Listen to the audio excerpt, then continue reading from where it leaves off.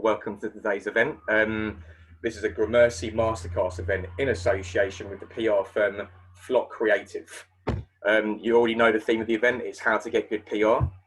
For those of you that have been to our events before, I know that a couple of you have, you'll notice the format's going to be slightly different today. And the reason why that is because the only way you can truly understand how to get good PR is if you understand it from both sides of the equation. So obviously from a PR perspective, when they're working with their clients, how they're crafting stories, how they're reaching out to journalists, and how they're winning those big press wins. And also what happens when we receive that press release. So what comes into the inbox, what it looks like from our side, and how we deal with that, and typically how we kind of navigate that for when it comes to publishing things into the website. So I think this is a pretty good place to start in terms of understanding the landscape, and that's why I've decided to do it this way. So moving on to the actual event, I'm going to start off by covering some basic stuff, which I'll be honest, most of you probably know this anyway, but it's still worth going through it just in case. So there are different types of press. I mean, I broke it down to 4 different categories, starting by, I would say, the largest down to the smallest. So national press, whether that's print or digital, includes your well-known publications like the BBC, the Daily Mail, the Metro, the Times, whatever it is you read, in a newspaper format. Typically, that stuff is your national news. So it's your big news stories, big political updates. And it's the kind of thing that you go on if you were, wanting to catch up on Boris's latest coronavirus update. You do it with a national paper. You wouldn't necessarily do it with a local paper. Next up on slightly less circulation is local news. Now, that's typically broken down by the city, county, or town. So to give an example, I live in Hertfordshire. I already know that there is a Hertfordshire news magazine that covers the news from the whole county. And then when you start zooming in, you start getting into more niche local news for, small towns within the area. So say, for example, Stevenage News, Watford News, and, small towns within the county. As you go down the scale, the circulation decreases. Now, the good thing about that is that as the circulation decreases, your chance of getting in that particular publication also kind of goes up, right? And then last but not least is bloggers and influencers and niche and specialists, which I'll cover now. So niche, what I mean by that is I think it's fair to say that everyone has a hobby of some kind or an interest, whether it's aviation or it's beauty or it's music. There'll probably be a magazine or an online website that covers that particular topic. This is especially apparent in the B2B sector. Within the B2B sector, you've got, aviation trade publications, you've got music trade publications, beauty trade publications, right? So there's niches within niches. And I can guarantee that you will find something that kind of appeals to your particular interest or to your target audience. Last but not least is bloggers and influencers. Now, I personally don't view this to be part of the press industry myself. However, that's just my own opinion. Lots of people do, which is why I think it's still worth covering it. Now, here's how I look at it. I split that in half. If you've approached an influencer and you paid money to have an Instagram post or a gifting campaign, then that's an advertisement. That's not press.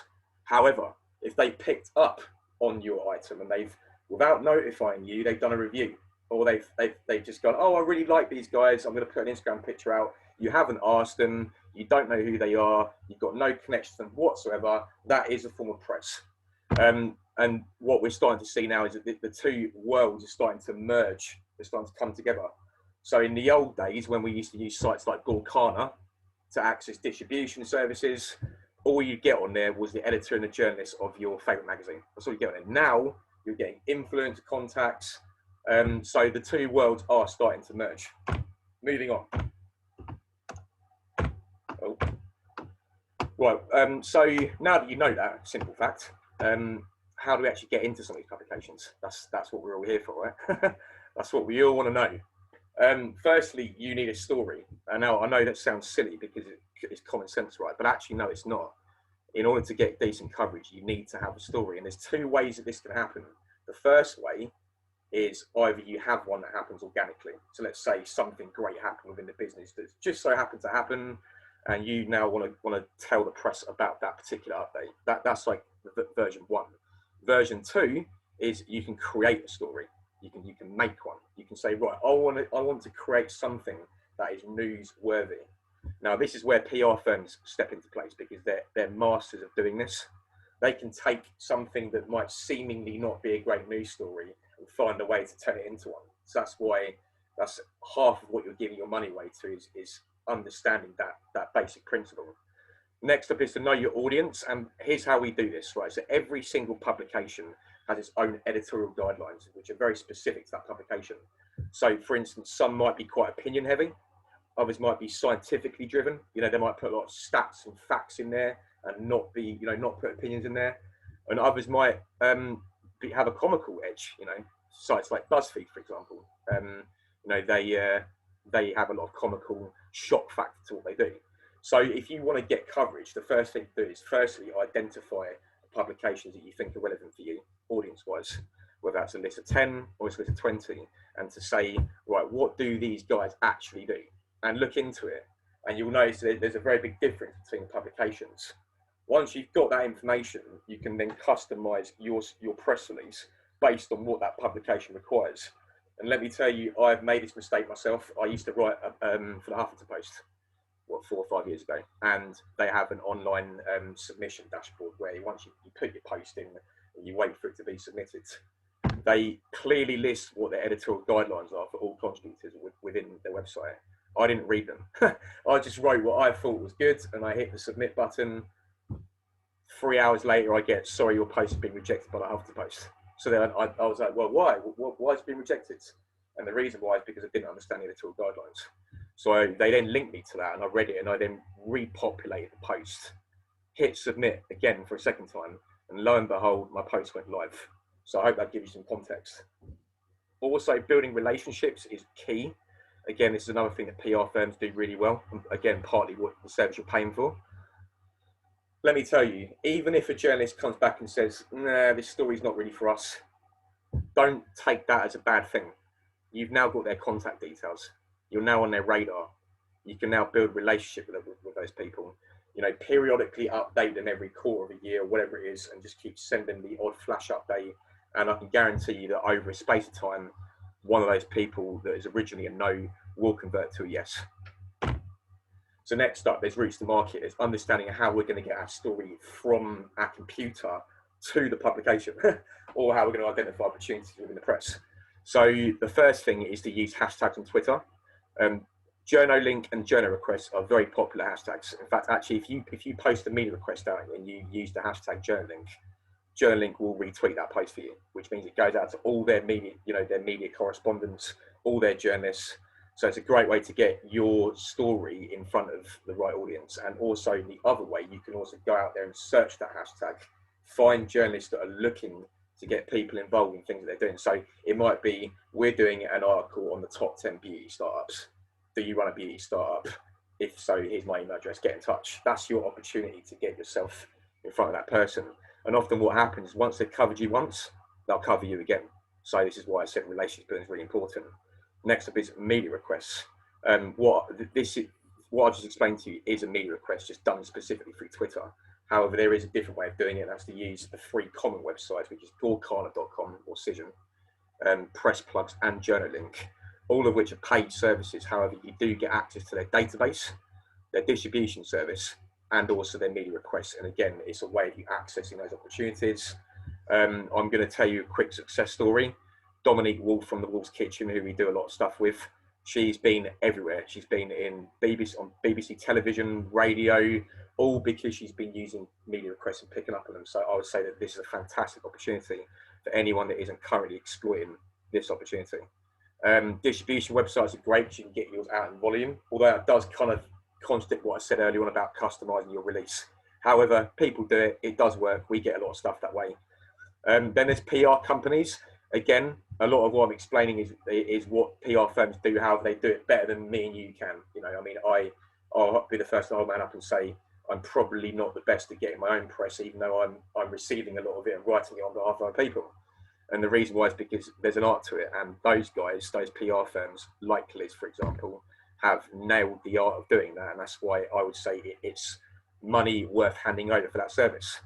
Last but not least is relationship building. Again, PR firms have spent years and years building relationships, and they are way ahead of the curve as far as that's concerned. So they can bring up their friend who's the editor at X magazine, and they're in your story's live within the next day. So if I did that, probably not so much. So I hope that gives you some good insights. Also, there's be quick to get back to requests.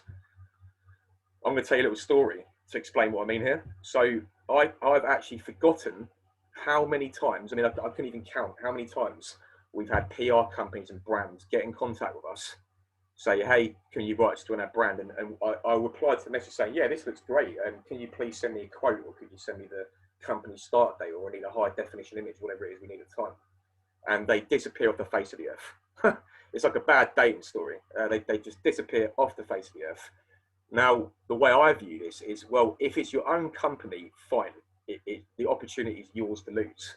However, if you're paying a PR consultant, whatever it is, few hundred quid, few £1,000 a month to do that service for you, and they are pissing opportunities, down the drain, then are you, as a brand, getting your return on your investment? And the answer is, in this case, no, you're not. So here's what I say: always be quick to get back to requests. If a publication responds to a message and they say, we want this out in 3 hours, that's the deadline. Do it. Absolutely do it. And because I hate to say it, if you do that too many times, there is such thing as this. It's called the blacklist. And we've got one. I'm glad to say that there's only 3 on it so far. That's, what's that, 2 a month? Serial repeat offenders that continually waste our time. We never actually get what we need out of them to distribute stories. So then we blacklist them, and then we just say, we won't do it moving forward. Don't be that guy. Don't be on that list. And the way to do it is to do this, is to be quick to get back to requests, because the way we make money is by getting clicks and views on articles. And for every hour we haven't got an article out, that's another hour of traffic we're not getting. So for us, speed of production is key, and you'll find it on every other website as well. Coming to a close, last slide. Another secret to success here is making our lives easier. I've got a confession to make. If I've got 50 press releases in my inbox and 10 of them are good stories, half of them don't come with images attached, or is a sales brochure, I will go with the easiest option, because I've got a lot of other stuff to do within the business, as well as editing news stories. Quite frankly, don't have the time to do it. So I'll go with the combo of ease and good story. I'll balance the 2 out. Again, going back to what I said here, if people aren't doing this, they just get ditched, and then we move on to the people that are giving us what we need. And the way that you can be that guy and be at the top of that pile is to always produce professionally written press releases. There's templates online, or you can get Liz to write one up for you. There's a very specific formula which you can use, which guarantees that you provide us with all the information we need in the best way possible for us to capture that information and use it to spin a story out there. Next up is high quality images. Again, it irritates me when people send us 59 kilobyte images where the pixels are so big you could fit a bus inside of them. We won't put it out.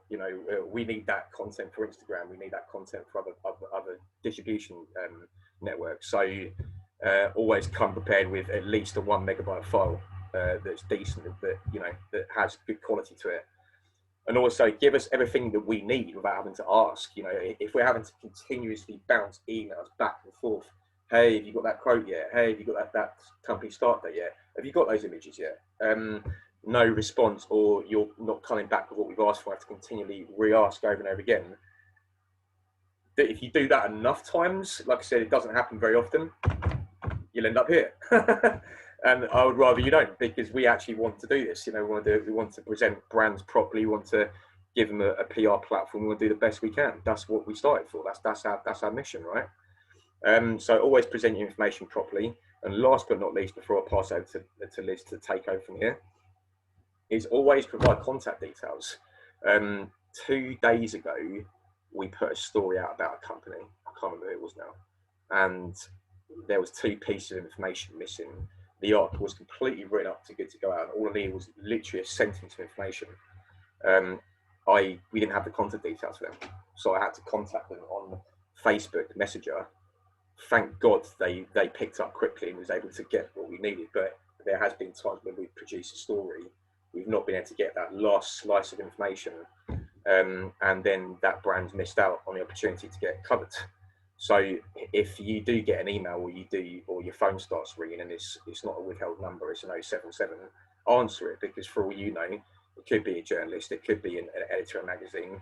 And, you know, again, speed is the art of the craft. The faster you can get that back to them, the more likelihood you've got of getting covered.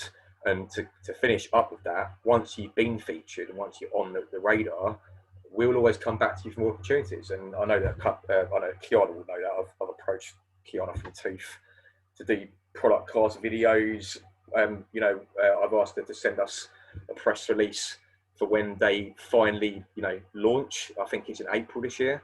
So, you know, she's aware of us and we're aware of her, and we want to do more stuff. That's how it works. But so I always provide contact details. And you can guarantee that if you do follow these simple techniques that I've just explained to you here, that it won't be the first time that publication does something with you, because they want to work with you. So I hope that helps.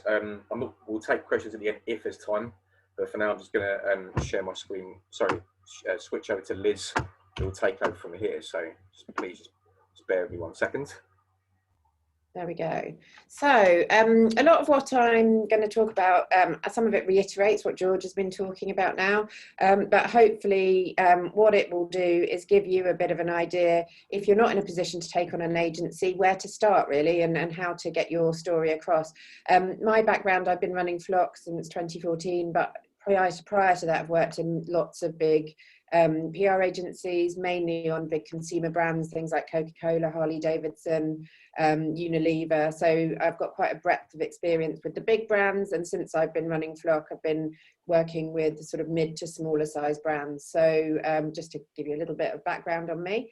Yeah, what we're going to talk about is how to get good PR and what to think about before you make a start and trying to achieve that yourself. So first of all, some things you need to think about. I'm going to run through all of these in a bit more detail. So we'll look at what's your story, who's your audience and how you can reach them, how you can bring your story to life, making sure you're easy to find, being prepared for difficult questions, media spokesperson, and making things easy for media, which I think ties in really nicely with a lot of what George was just talking about, hopefully.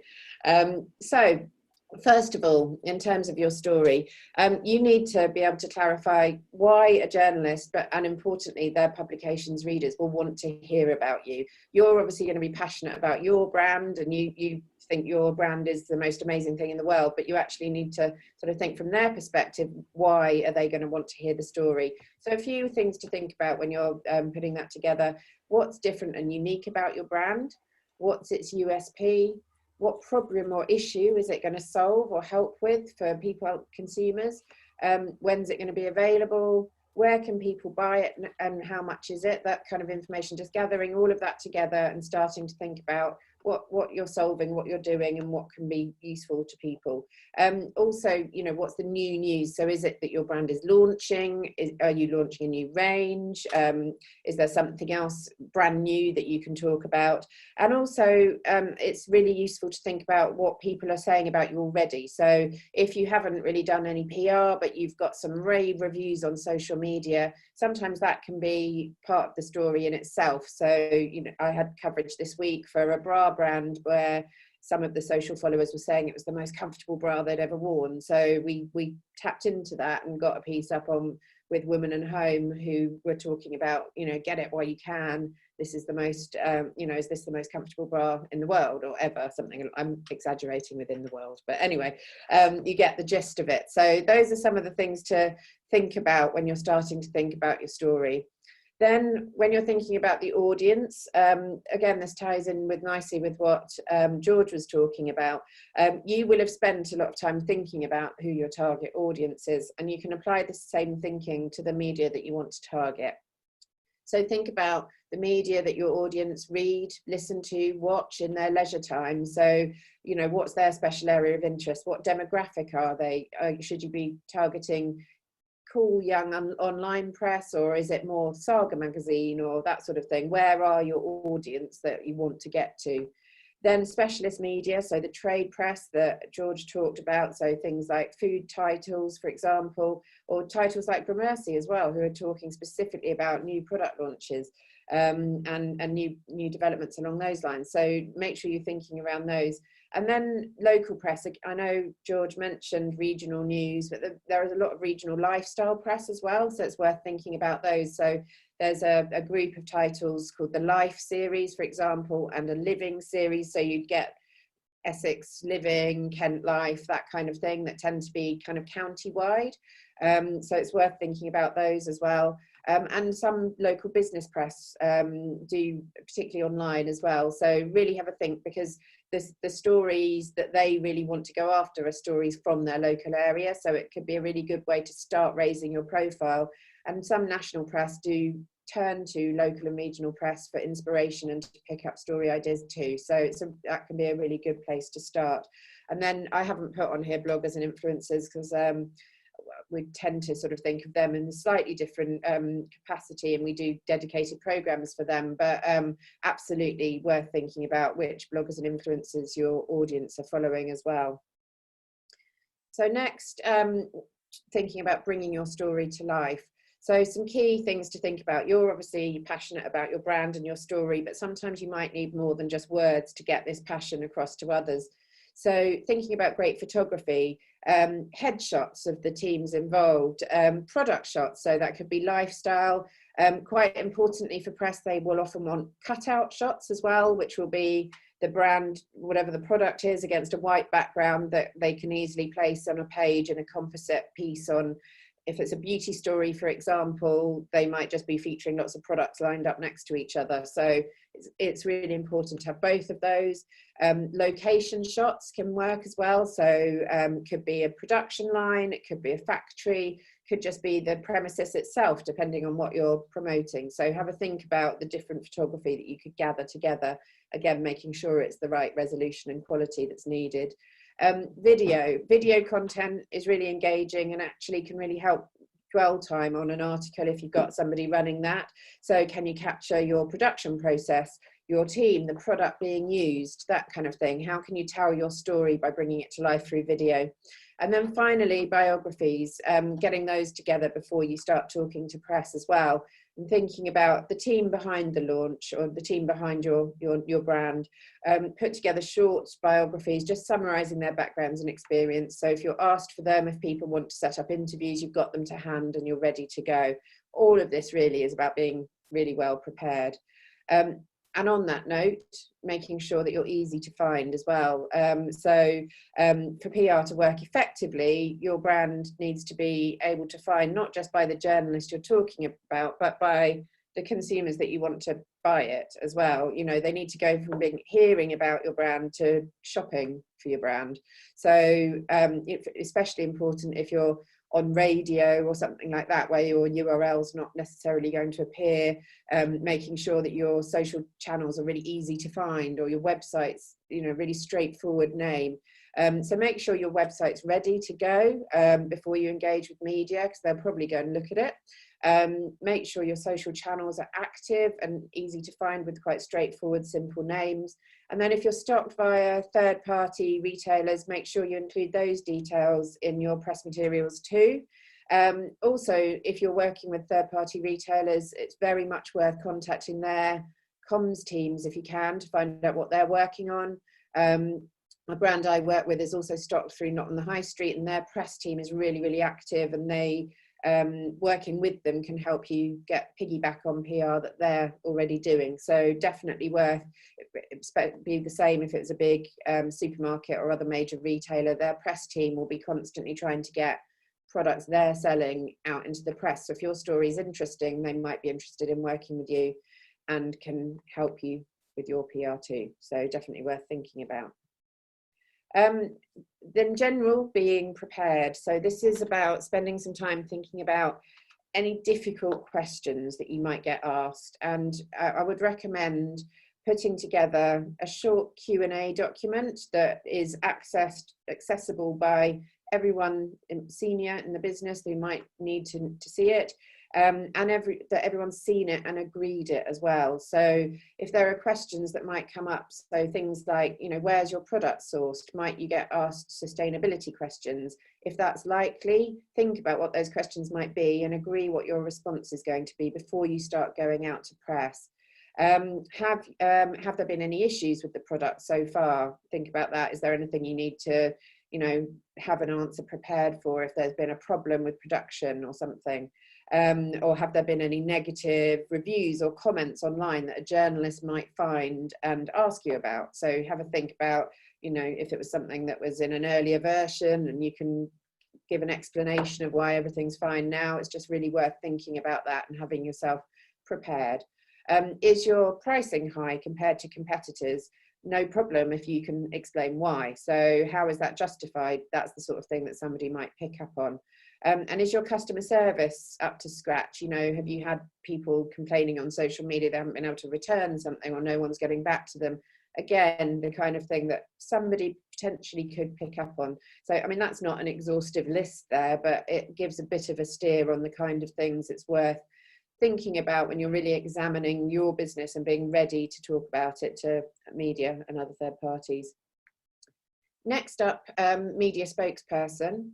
It's some spokespeople are often called upon and can be at quite short notice as well. So again, it's worth planning ahead for this and thinking about, let me get rid of that, thinking about, you know, who's going to be the voice of your business, or will it be different people depending on the subject? Is there, you know, certain experts that you would put forward? Have they been media trained? I would recommend, if you can afford it and you think that there's going to be, back on the previous slide, any points of possible contention, it might be worth investing in some media training. There are lots of different levels of this available, from a sort of online half-day type of thing through to full day in a TV studio, really having people asking you difficult questions. There's all sorts of media training available, and a lot of experts. We have an expert that we use for media training, so, you know, it's often former journalists, so worth thinking about that if you've got the budget. And also with spokespeople, making sure that they know when a story is going out. So if a media inquiry comes in, there's a reasonable chance they'll be available at fairly short notice to comment. And making sure you include a quote from them in the press release as well. It helps to get their name out there, make people aware that they are the spokesperson and the person you want to represent the brand. Next up, making things easy. This ties in again with what George was talking about, but really, really is important. So when you're writing that press release, making sure that you get straight to the point and think really clearly about what your story angle is. As George said, they don't want just a sort of cut and paste of your sales brochure. It's not about that. It's about going back to why is it relevant to the journalist, why their media readers will be interested, getting straight to the point within that. Then we talked about photography and video. I would recommend having those in a folder in the cloud that you can just share a link, whether it's Dropbox or something along those lines, that you can just send a link to the journalist with the press release. So they've got all of that in one place, clearly labeled as well. What are the pictures of? Make sure you've explained that. And if a photographer needs to be credited, I would suggest that you include their name within the label of the image as well, to make sure that you've got that across. But really just make sure you put everything in the same place, in one place, so it's easy to find. And then again, I know George talked about making sure that you respond quickly to inquiries. Hopefully what I've just run through is all about making sure that you give them as much as you possibly can in the first instance, so they don't need to come chasing you for more information. But if they do, make sure that you ask what the deadline is straight away, so you know how much time you've got to respond, and then react as quickly and swiftly and thoroughly as you can. But also don't bug them. So once you've sent your story, there's no point sending a follow-up email 2 minutes later saying, do you like it? Are you going to run it? Generally speaking, the media, depending on which title they're on nationals, they can be getting hundreds of pitches a day. They do endeavour to read them all and will come back to you. I occasionally will sometimes follow up with the people that I think the story is specifically relevant to, and people that I know, obviously people that we built up relationships with. That's where that really comes into its own, because you're much more likely to get a quick response from people there. But yeah, that's a little bit of an overview from a PR side of how we would go about preparing to talk to media for a brand. So hope that's helpful. Thank you very much. Guys, you've probably got time for a couple of questions. If you want to drop them in the chat box, if you don't know how to find that, it's just at the bottom. I've also put Liz and mine's email in there too. So if you do want to get in touch with us after this to ask any questions or anything we missed out on, then you're more than welcome to do so. But I'd say, yeah, we've probably got time for a couple of questions. So anyone here wants to ask me or Liz, just say, Liz, what is, or George, what is, and we'll happily do our best to answer the best we can.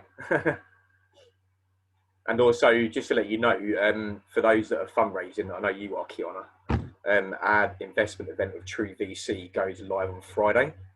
So do keep an eye on the website. It's going to be an amazing event. They are receiving pitch decks as well. So there'll be the opportunity to not only learn about how to raise investment, but they will be receiving pitch decks at the end.